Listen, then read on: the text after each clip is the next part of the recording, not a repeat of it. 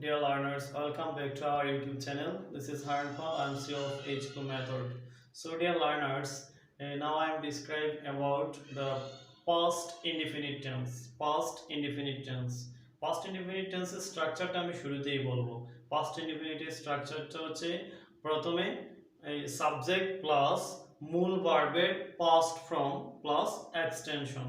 আমি আবারও বলতেছি I again said প্রথমে সাবজেক্ট প্লাস মূল ভার্বের past from plus extension. For example, I ate rice, I played football, you played cricket, so আরো অনেকগুলো আপনারা প্র্যাকটিস করতে পারেন এভাবে। এখন এখানে একটা জিনিস খেয়াল করবেন, এই যত বেশি প্র্যাকটিস করবেন ততই কিন্তু আপনারা ইংলিশে ভালো হবেন। You have to more and more practice, you must be developed your English skill. Till then, take care, good bye everyone.